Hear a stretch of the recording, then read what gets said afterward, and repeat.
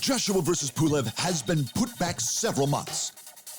Fury vs. Wilder 3 has stalled indefinitely, and it could be over a year between fights for Stipe Miocic and Khabib Nurmagomedov. But so what?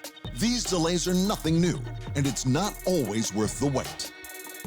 The undefeated, undisputed heavyweight champ Mike Tyson versus the undefeated, undisputed cruiserweight champ Evander Holyfield was the sort of fight dreams are made of. A pity it happened over 6 years after it was supposed to. Tyson lost to his tune-up Buster Douglas. Then Holyfield beat Buster for the title. Tyson earned his shot, but went to jail for 3 years, and then Holyfield retired. They both eventually made comebacks, but by the time they fought, they were past their prime, and it simply wasn't the fight we wanted. When Bernard Hopkins and Joe Calzaghe met in 2008, Hopkins claimed he'd been calling Calzaghe out since 2001. If they'd fought 7 years earlier, it would have been one for the history books. Hopkins made 20 consecutive middleweight defenses, the all-time record. Calzaghe made 21 consecutive super middleweight defenses, also the all-time record. A fight like that had never happened before. But when they finally fought, it was at light heavyweight, in neither of the divisions they were famous for, and Hopkins was 43 years old. And when Shane Mosley met Floyd Mayweather Jr. in 2010, it should have been about between two of the best pound-for-pound fighters in history. Or it would have been, if it didn't happen 11 years too late. According to Mayweather, when he was the undisputed, undefeated junior lightweight champion, he challenged Sugar, the undisputed, undefeated lightweight champion in 1999. And they went back and forth for the next decade.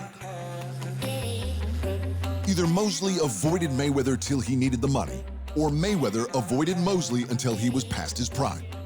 Either way, another long delay cost us another classic. But delays like these aren't just for boxing.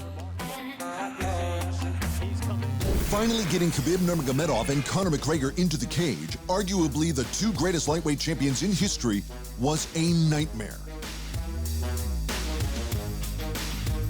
McGregor held the featherweight strap when he claimed the title to become the first dual division champ in the UFC.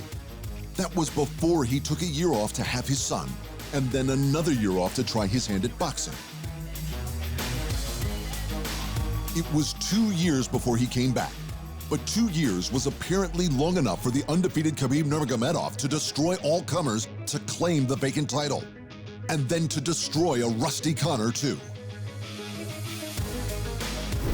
And we'll probably never get a legitimate UFC rematch between Daniel Cormier and Jon Jones for the light heavyweight title, partly because their fights just keep getting postponed.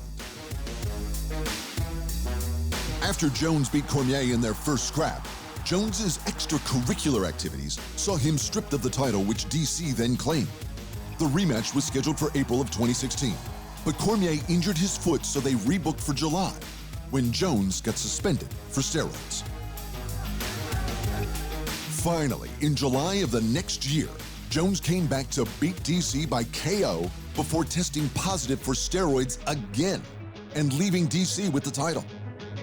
We're still waiting for DC versus Jones 3, and now we'll probably never get it because, understandably, the 41-year-old DC wants to retire. So yeah, fights get delayed, but relax. We've waited longer to be disappointed by bigger fights than these, and we watch them all anyway. Thanks for watching, and remember, if you want more fight sports in your life, just hit the subscribe button.